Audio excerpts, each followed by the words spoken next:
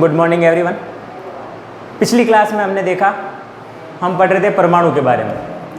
पिछली क्लास में अपना टॉपिक हुआ था परमाणु। हमने परमाणु पढ़ा। परमाणु क्या चीज़ थी कि परमाणु पदार्थ की वह सूक्ष्मतम अवस्था जिसे और अधिक टुकड़ों में विभाजित नहीं किया जा सकता या जिसके बाद में विभाजन नहीं होगा, उसको हमने परमाणु कहा। दो तीन हमने दार्शनिकों के बारे में, वैज्ञानिकों के मत देखे थे, जैसे पपुदा कात्यायन या फिर आप कहेंगे महर्षि कणाद या डेमोक्रिटस और ल्यूसिपस। क्या कहा था उन्होंने परमाणु के बारे में?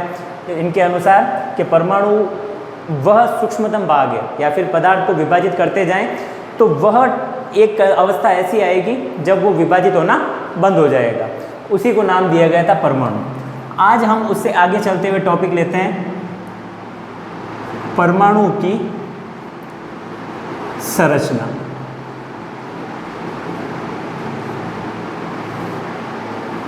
अब परमाणु की संरचना के संबंध में जब हम आगे बढ़ेंगे तो परमाणु की संरचना के लिए भी वैज्ञानिक समय समय पर अपनी तरफ से मत प्रस्तुत करते गए। अलग अलग वैज्ञानिकों ने अपने आधार पर अपने प्रयोगों के द्वारा इनके बारे में बताया। तो इस संरचना के संबंध में जो अलग अलग मत दिए गए उसमें सबसे पहला आता है नाम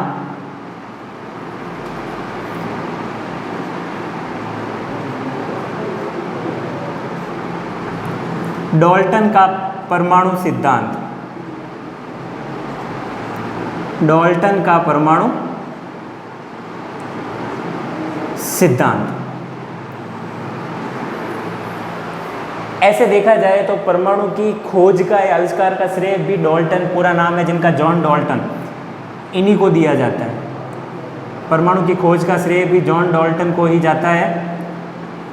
तो इन्होंने सर्वप्रथम परमाणु की खोज के बाद में इन्होंने परमाणु की संरचना के संबंध में बताया, जिसके लिए उन्होंने परमाणु सिद्धांत दिया।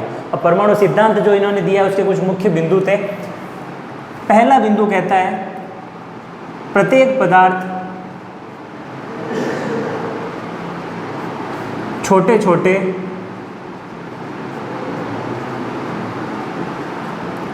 परमाणुओं से मिलकर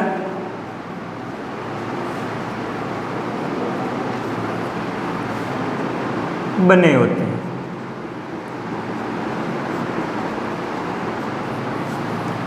इन्होंने कहा प्रत्येक पदार्थ छोटे छोटे परमाणुओं से मिलकर बने होते हैं। पहला पॉइंट था ये डाल्टन के परमाणु सिद्धांत का। इस पॉइंट के बाद में दूसरा पॉइंट आता है कि परमाणु सूक्ष्मतम अविभाज्य कण है। परमाणु सूक्ष्मतम अविभाज्य कण है। ये इस संरचना के संबंध में हम जो भी सिद्धांत पढ़ेंगे वो हमें याद रखने हैं। 9th हो या 10th दोनों में कॉमन काम आएंगे। ये आपको किसी भी नाम से एग्जाम में पूछे जा सकते हैं। क्वेश्चन आ सकता है डाल्टन का परमाणु सिद्धांत क्या है, इसके मुख्य बिंदु समझाइए। या फिर इसका क्वेश्चन आ सकता है, जैसे आगे पढ़ेंगे हम, थॉमसन, तो थॉमसन का परमाणु मॉडल क्या है या परमाणु सिद्धांत क्या है वो समझाइए। तो हमें ये पूरा उसके बारे में ध्यान रखना है और ये जो पॉइंट इसके अंदर दिए जा रहे हैं वो पॉइंट उसी फॉर्म में हमको याद रखने हैं। अब जब पहला पॉइंट आ गया, हमने सबसे पहले बात कर रहे हैं कि प्रत्येक पदार्थ छोटे छोटे परमाणुओं से मिलकर बने होते हैं। अब जब पहले पॉइंट में परमाणु आ गया तब उसके बारे में बताएंगे हम दूसरे पॉइंट कि परमाणु सूक्ष्मतम अविभाज्य कण है। सबसे छोटा कण यही है, इसके बाद में हम और विभाजित नहीं कर सकते। तीसरा पॉइंट, एक ही पदार्थ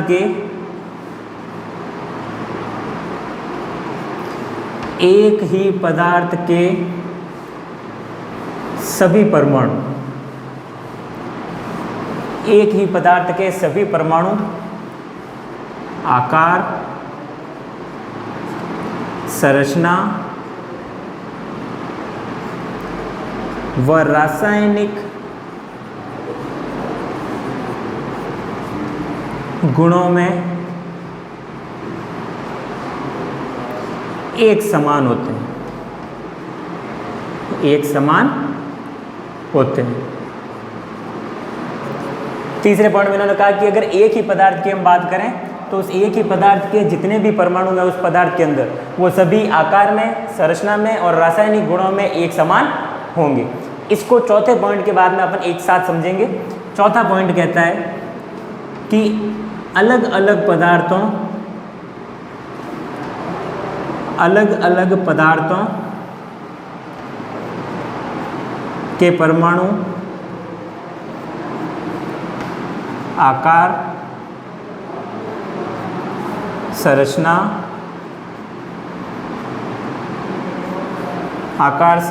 व रासायनिक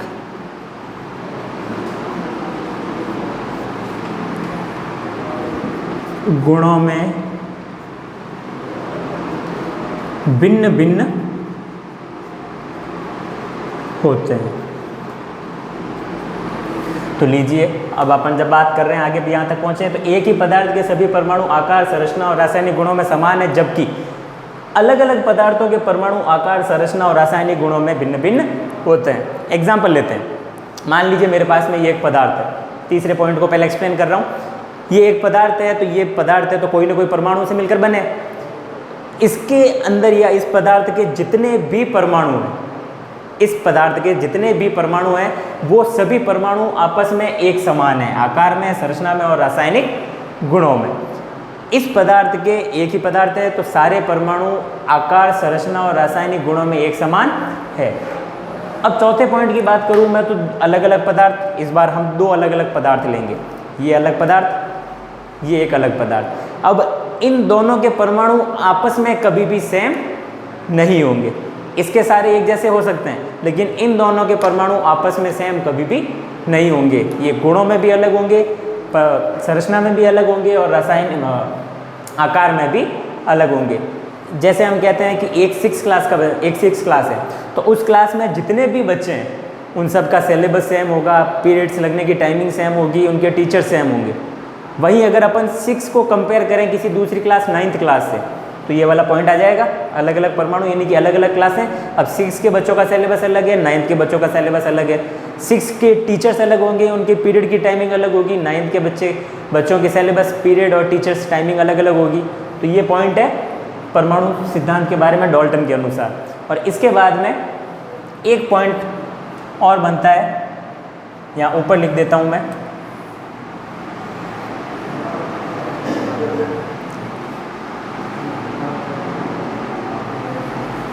रासायनिक अभिक्रियाएं जब भी होती है तो उनमें परमाणु क्या सिर्फ व्यवस्था या कहेंगे अपन उनकी ज्यामितियां व्यवस्था चेंज होती है, उनके गुणों में परिवर्तन नहीं आता है। तो रासायनिक अभिक्रियाओं में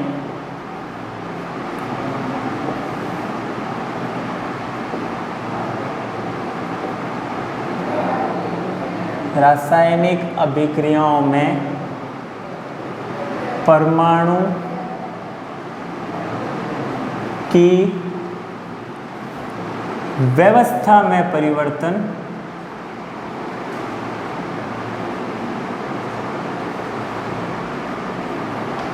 में परिवर्तन होता है, उनके गुणों में नहीं।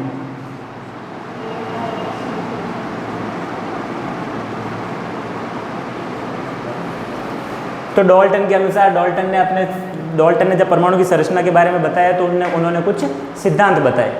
पहला पॉइंट, अब इनको इसी क्रम में याद रखने के लिए आप जैसे कहानी याद रखते हो तो वैसे याद रख सकते हैं।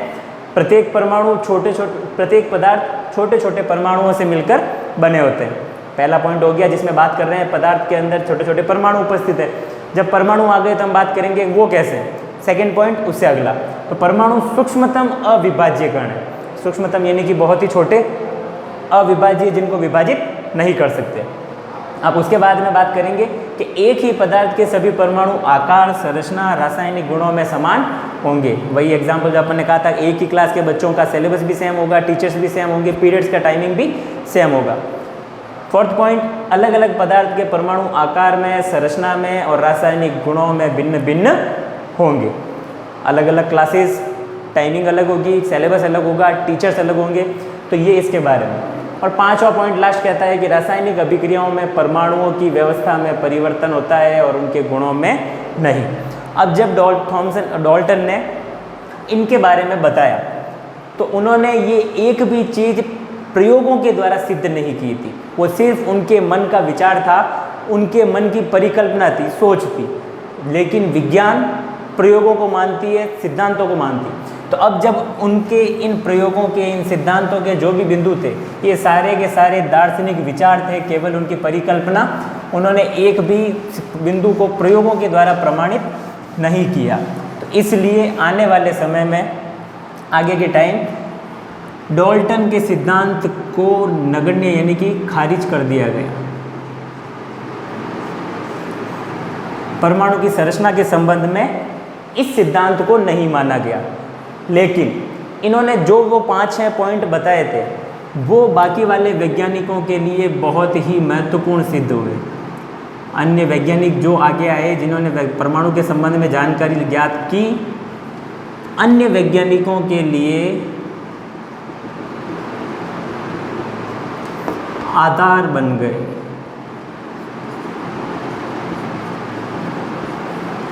बेशक डाल्टन का परमाणु सिद्धांत खारिज कर दिया गया, उसको नहीं माना गया, आगे उसको रद्द कर दिया, लेकिन उनके जो परमाणु सिद्धांत के बिंदु थे वो सभी अन्य वैज्ञानिकों के लिए आधार बन गए, काम आए। इनके बाद में जो भी वैज्ञानिक कोई खोज करता या फिर परमाणु के संबंध में जानकारी अध्ययन करता, तो उनको कुछ बिंदु पहले से ज्ञात थे कि पदार्थ छोटे छोटे परमाणु से बना है, परमाणु सूक्ष्मतम है, अविभाज्य है, एक परमाणु के कण आपस में समान होंगे, एक पदार्थ के परमाणु आपस में समान होंगे जबकि दूसरे पदार्थ से अलग अलग होंगे। तो ये बिंदु डाल्टन के जो थे वो सारे अगले आने वाले वैज्ञानिकों के लिए एक आधार का काम कर गए, उनके लिए एक महत्वपूर्ण खोज सिद्ध हुए इसके लिए। इसके बाद में अगला आता है परमाणु की संरचना के संबंध में दूसरा सिद्धांत, और महत्वपूर्ण सिद्धांत है ये भी, थॉमसन का परमाणु मॉडल।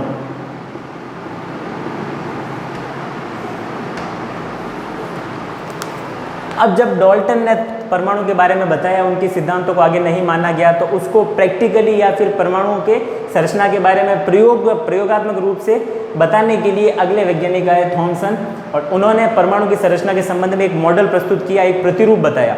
मॉडल को कहा जाता है प्रतिरूप। तो उन्होंने परमाणु मॉडल प्रस्तुत किया, उसको जाना जाता है थॉमसन का परमाणु प्रतिरूप या परमाणु मॉडल के नाम से। एक और नाम है इसका प्लम पुडिंग मॉडल। थॉमसन का परमाणु प्रतिरूप या फिर इसको प्लम पुडिंग मॉडल भी कहा जाता है। ये टॉपिक अब लेंगे हम अगली क्लास में। इससे पहले आप परमाणु की संरचना का जो पहला सिद्धांत हमने पढ़ा, पहले चैप्टर या जो पहला भाग हमारे इस चैप्टर का चल रहा था, उसमें हमने परमाणु के बारे में परिभाषा देखी थी। एक काम आपको दिया गया था, 1 से 20 तक परमाणु क्रमांकों को उनके परमाणु प्रतीकों के साथ में लिखना था। फिर हमने संरचना में पहला सिद्धांत जो देखा डाल्टन का, उसके सिद्धांतों को आपको याद रखना है, जिस क्रम में है उसी क्रम में याद रखना है। और अब सेकंड पॉइंट बनता है थॉमसन का परमाणु मॉडल, ये लेंगे नेक्स्ट क्लास में। अभी तक के चैप्टर में अगर आपको कोई भी परेशानी या कोई कहेंगे आप डाउट हो, तो आप मुझे मैसेज करके बता सकते हैं, आपको उसकी समस्या का हल मिलेगा। और प्लस इनका रिवीजन चालू रखें। 9th 10th वालों को बुक अवेलेबल हो सकती है, बुक्स पुरानी वाली पड़ी होगी कहीं ना कहीं, आप अपने सहयोगियों से ले सकते हैं, उनका कोर्स चेंज नहीं हुआ है। और 9th वाले भी इसके ऊपर अपना ध्यान दें। धन्यवाद।